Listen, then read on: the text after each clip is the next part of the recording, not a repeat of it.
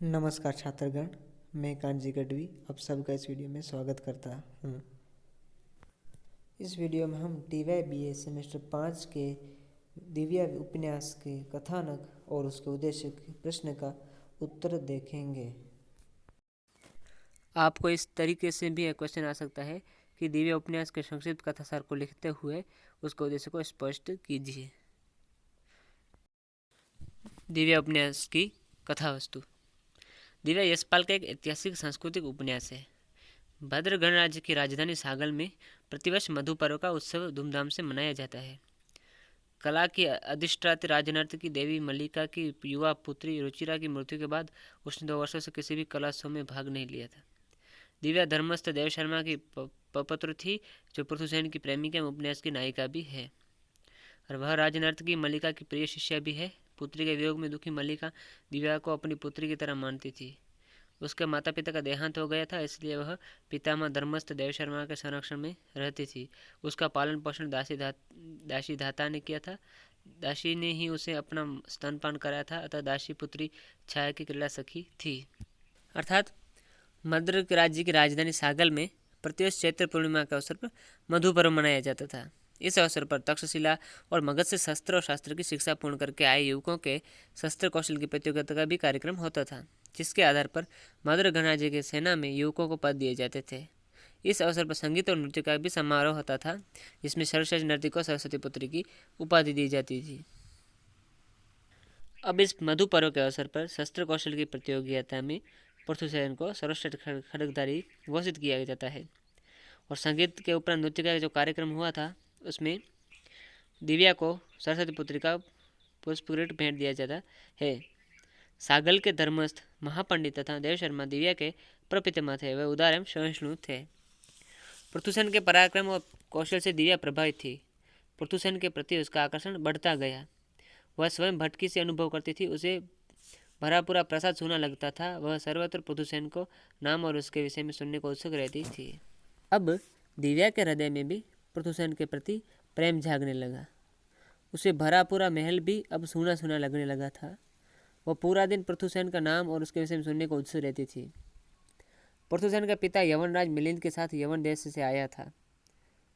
विशेष चतुर, विनीत और अश्वों की वंशवृद्धि तथा चिकित्सा में दक्ष होने के कारण वह महाराज का विशेष कृपा पात्र था। यानी कि जो पृथुसेन के पिता थे वो जो मद्र के राजा मिलिंद थे उनके साथ यवन देश आए थे। अब वो जो पृथुसेन के पिता थे वो चतुर थे, विनीत थे और अश्वों की वंशवृद्धि तथा चिकित्सा में निपुण थे, अतः महाराज के विशेष कृपा पात्र थे। प्रेष्य अश्वों का व्यापार करके सागर का समृद्धि श्रेष्ठ बन गए थे। यानी कि पृथुसेन के जो पिता है प्रेष्य, वो अश्वों का व्यापार करके संपत्ति वाले बन चुके थे, यानी कि समृद्ध सेठ बन गए नगर के। उसने अपने पुत्र पृथुसेन को अभिजात वंश के कुमार की तरह पाला। उसको शास्त्र और शस्त्र की दीक्षा दी, जिसका परिणाम था कि वह घत मधु पर्व उत्सव पर सागल का सर्वश्रेष्ठ खड्गधारी घोषित किया गया। यानी कि उसने पृथुसेन को कुमारों की तरह रखा। भले ही वो दास था, लेकिन उसने अपने पुत्र पृथुसेन को कुमारों की तरह पाला। उसको शास्त्र और शस्त्र की दीक्षा दी, ज्ञान दिया, और इसका यही परिणाम था कि मधु पर्व में पृथुसेन को सर्वश्रेष्ठ खड्गधारी घोषित किया गया था। अब आपत्ति के समय में पृथुसेन को सागल का महासेनापति बनाया गया। तविषा तटवर्ती दुरूह पर्वत उपत्यकाओं में शत्रु से लोहा लेने के लिए सेनापति पर नियुक्त होने के बाद पृथुसेन बहुत व्यस्त हो गया। लेकिन फिर भी इस व्यस्तता के बीच भी वह अवसर निकालकर तात धर्मस के पास दिव्या के पाणी ग्रहण का प्रस्ताव रखता है। पर तात धर्मस कहते हैं कि अभी योग्य समय नहीं है, कि युद्ध के कारण अभी भी उपयुक्त समय नहीं है।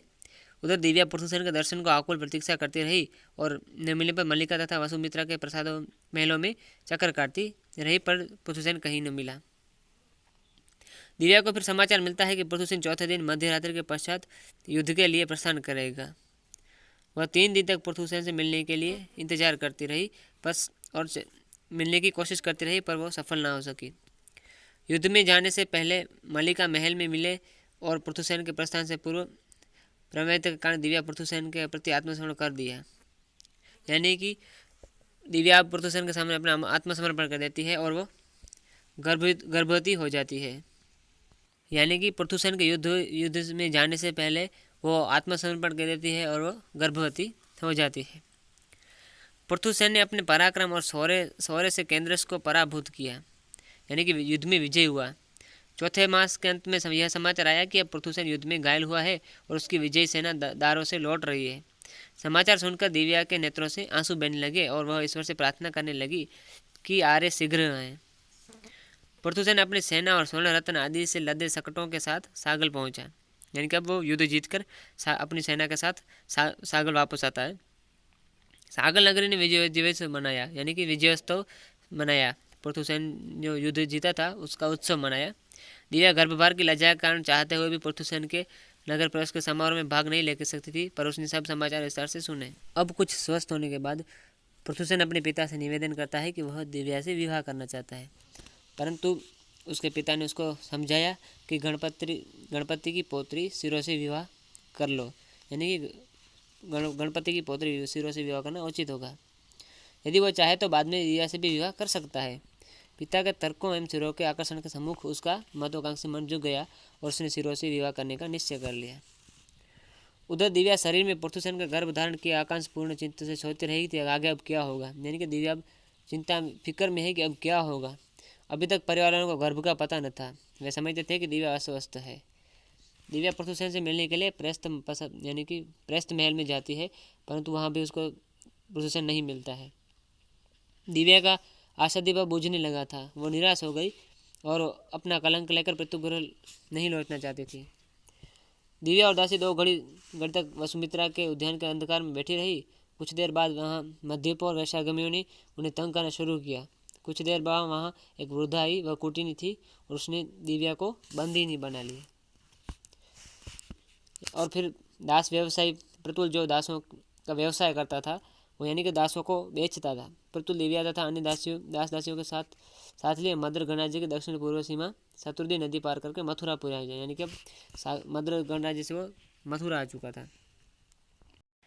पहले प्रतुल का विचार था कि वो दिव्या को मगध में ही बेच देगा, पर दिव्या की शारीरिक अवस्था देख के उसे मथुरा में ही निपटा देने का निश्चय किया और वहाँ के दास व्यापारी बुद्ध के हाथ उसे 20 स्वर्ण मुद्रा में बेच दिया। मथुरा के पुरोहित चक्रधर को एक सधर प्रसूता दासी की आवश्यकता थी, इसलिए उसने दिव्या को संतान सहित 50 स्वर्ण मुद्रा में खरीद लिया, यानी कि पुरोहित चक्रधर ने दिव्या को 50 स्वर्ण मुद्रों में खरीद लिया, क्योंकि उसको एक स्तनपान करने वाली महिला की जरूरत थी जो उसके बच्चे को स्तनपान करा सके। एक दिन पुरोहित की पत्नी दिव्या के पुत्र को बेच डालने का निर्णय किया। यह समाचार जानकर दिव्या पुरोहित के घर छोड़कर निकलकर वहाँ से भाग गई। अब दौड़ते समय अपने स्वामी चक्रधर के शब्द सुनाई दिए, पकड़ो पकड़ो, भगोड़ी दासी जा रही है। दिव्या ने स्वर पहचाना और खुद को बचाने के लिए यमुना की जलधारा में वो कूद पड़ी, यानी कि चक्रधर से बचने के लिए वो यमुना के जल में कूद पड़ी। संध्या के समय यमुना नदी पर अनेक नौकाएं जल में विहार कर रही थी। वहाँ एक बजरा सुरसेन प्रदेश के जन कल्याणपति राजनत की रत्नप्रभा का था। रत्नप्रभा ने यहाँ पर दिव्या को बचाया और उस समय उसका शिशु उसके शुष्क स्तनों पर कुछ बाहों के से बंधा था, पर उसके प्राण निकल चुके थे, यानी कि यमुना नदी में कूद के जाने से दिव्या तो बच गई, पर उसका जो पुत्र था वो मर चुका था, यानी कि उसकी मृत्यु हो चुकी थी। रत्नप्रभा को दिव्या के रूप में मणि मिल गया और उसका वास्तविक मूल्य उसे उस दिन पता चला जब मुक्ताली के नृत्य के समय दिव्या ने उसकी नृत्य संबंधी त्रुटि की ओर संगीत किया। दिव्या का नृत्य देखकर रत्नप्रभा विस्मय विचलित हो उठी। शीघ्र ही उसे पता चलता है कि दिव्या स्वयं उसकी गुरुदेवी मल्लिका की शिष्य है। उसने दिव्या का नाम अंशुमाला रख दिया। अब जो रत्नप्रभा है वो दिव्या के नृत्य से काफ़ी प्रभावित हुई और उन्होंने दिव्या का नाम अंशुमाला रख दिया। कुछ ही समय में दिव्या की जो ख्याति थी वो सारे मद्र में और आसपास के राज्यों में फैल गई, यानी जो अंशुमाला बनी थी उसकी ख्याति वो पूरे मथुरा में और आसपास के राज्यों में फैल गई। मद्र तक भी उसकी जो ये ख्याति वो फैल जाती है।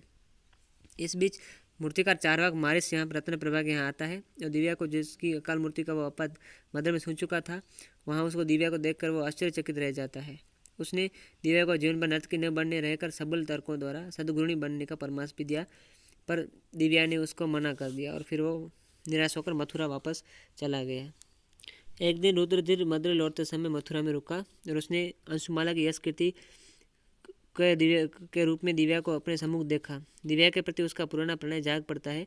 रुद्रधीर ने भी दिव्या के सम्मुख विवाह करने का प्रस्ताव रखा। अनेक प्रकार से अनेक तर्क देकर अंशुमाला को पत्नी के रूप में सागर लौट चलने की प्रार्थना की, परंतु वह न मानी और निराश रुद्रधीर वापस सागर चला गया। उधर रुद्रधीर द्वारा पृथुसेन की हत्या का षड्यंत्र रचा गया, पर पृथुसेन वहाँ से छिपता हुआ बच निकलता है और संगारा में जा पहुँचता है, जो बुद्धरक्षी संगारा में जा पहुँचता है और वहाँ पर फिर वो बुद्ध भिक्षुक बन जाता है। एक दिन राजनर्त की मल्लिका अंशुमाला के बारे में सुनकर उसे देखने के लिए अपनी शिष्या रत्नप्रभा के यहाँ आई। अंशुमाला को देखकर उसे मालूम हो गया कि यह तो दिव्या है। वह उसे अपने साथ राजधानी में ले जाती है और उसे राजनीतिक बनाना चाहती है, लेकिन लोगों ने विरोध किया कि द्विज कन्या वेश्या के आसन पर बैठकर धन के लिए योग्य नहीं बन सकती। अतः दिव्या निराश होकर सड़क पर चली जाती है, यानी कि नगर से बाहर जाती है। दिव्या के वहाँ पर अपमान होता है, जनता द्वारा दिव्या का अपमान किया जाता है। अतः दिव्या निराश होकर नगर से बाहर चली जाती है। चलते चलते दिव्या नगर के द्वार पर बनी एक पानशाला के सामने पहुंच जाती है। वह पानशाला में घुस गई। इसी बीच एक भिक्षुक भी पानशाला के सामने आया, जो पृथुसेन था। यानी कि दिव्या चलते चलते दिव्या एक पानशाला के सामने पहुंच गई और पानशाला में चली जाती है। वहाँ पर एक भिक्षु आया, वो था पृथुसेन। वह दिव्या से तथागत के शरण में आने को कहता है, यानी कि दिव्या को कहता है तो भिक्षुक बन जाओ।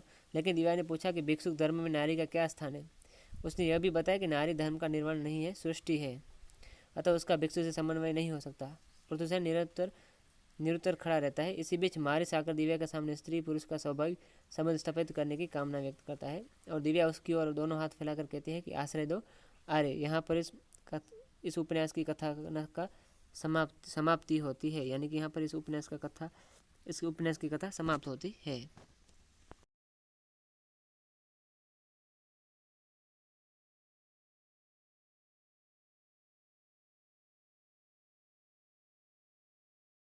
दिव्या उपन्यास का उद्देश्य। यशपाल ने अपने उपन्यासों की रचना अपने सिद्धांतों अपनी जीवन दृष्टि प्रस्तुत करने के लिए की है।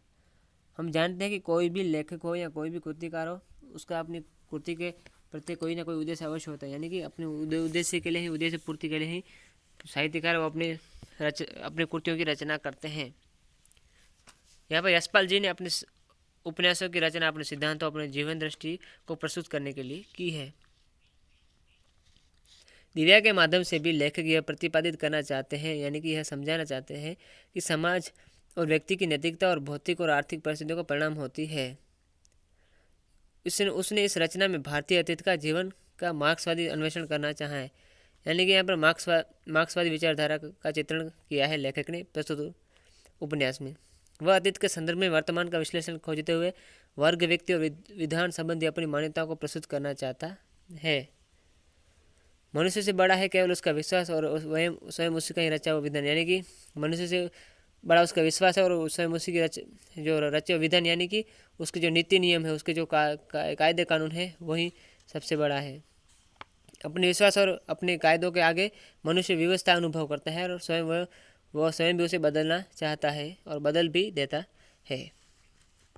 प्रबुद्ध शर्मा और विष्णु शर्मा का विवाद, विधान विषयक देव शर्मा के उद्घाह, प्रस्थ की पृथुसेन के प्रति कही गई स्वार्थ साधक सम्मति, यानी कि जो पृथुसेन के पिता थे वो प्रस्थ, उन्होंने पृथुसेन को कहा कि अपनी स्वार्थ पूर्ति की खातिर उन्होंने पृथुसेन को कहा कि वह शिरो से विवाह कर ले, क्योंकि शिरो जो थी वो गणपति की प्रपौत्री थी।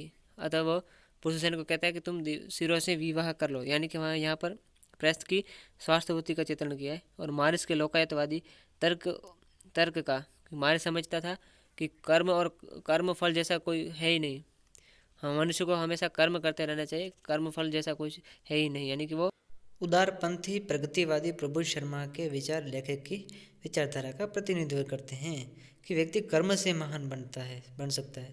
देवता का विधान केवल विश्वास और अनुमान की वस्तु है, यानी कि व्यक्ति अपने कर्मों से पहचाना जाता है और व्यक्ति अपने कर्मों से ही महान बनता है।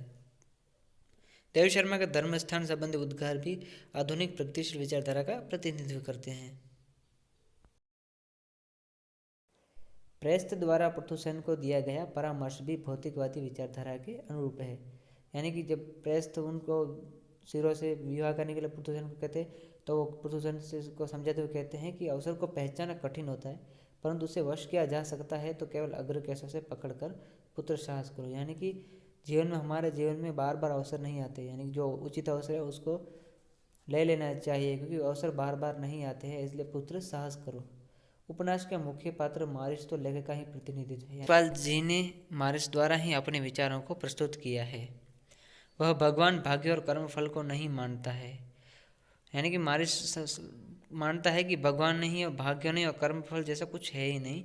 उसकी दृष्टि में भाग्य का अर्थ है मनुष्य की व्यवस्था और कर्मफल का अर्थ है कष्ट और व्यवस्था के कारण अज्ञान।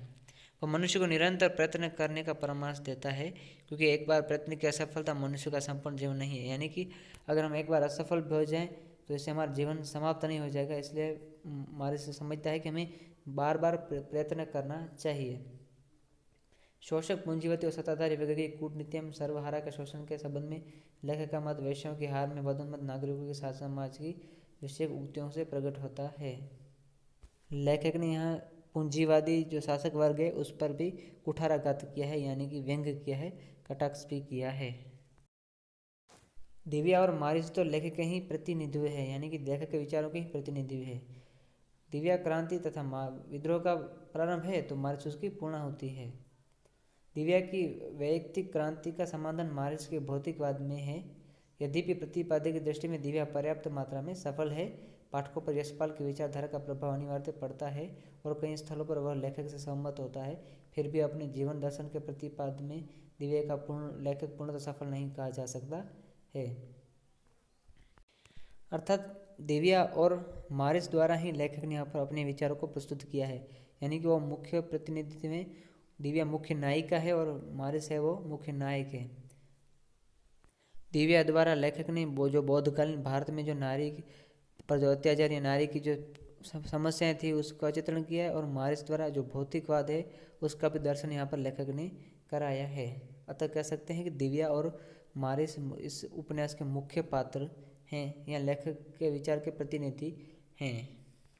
स्थूल दृष्टि से देखने पर लगता है कि वह नारी स्वातंत्र्य का पक्षधर है और दिव्या के विद्रोह के माध्यम से वह नारी जाति को विद्रोह करने के लिए उद्बुद्ध कर रहा है। पर दिव्या का मारिस के आह्वान पर उसकी भुजाओं से आश्रय लेना मनु के विधान की सत्यता को ही सिद्ध करना जान पड़ता है कि पिता रक्षति कौमारे भर्ता रक्षति यौवने न स्त्री स्वातंत्र महति। अर्थात यहाँ पर लेखक ने यह भी प्रस्तुत किया है कि नारी को सहारे की आवश्यकता पड़ती ही है। भले ही दिव्या कहती है कि वो स्वतंत्र रहना चाहती है, सहारे की आवश्यकता नहीं है, पर अंत में वो मारिस से कहते हैं कि आश्रय द्वार है, यानी कि स्त्री को सहारे की आवश्यकता पड़ती है। इस बात को हम इस पंक्ति से देख सकते हैं कि पिता रक्षति कौमार है, यानी कि जब कुमार होती है देवी की कुमारिका होती है तब उसकी पिता रक्षा करते हैं, और जब यौवन हो जाती है युवानी में आ जाती है स्त्री तब उसकी रक्षा उसका भर्ता यानी कि कर्ता धर्ता उसका पति करता है। यानी कि स्त्री की अपनी कोई स्वतंत्रता नहीं है, वो आश्रित ही रहती है पुरुष पर।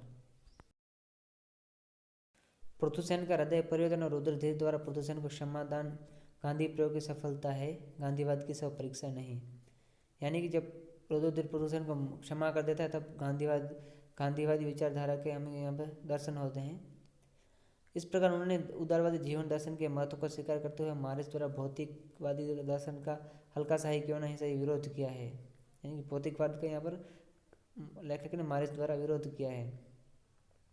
दिव्या के पूर्वार्ध को देकर लगता है कि यह कलाकृति कलापूर्ण रोमांटिक रचना बनने जा रही है, किंतु उसके बाद उसमें एक मोड़ आता है।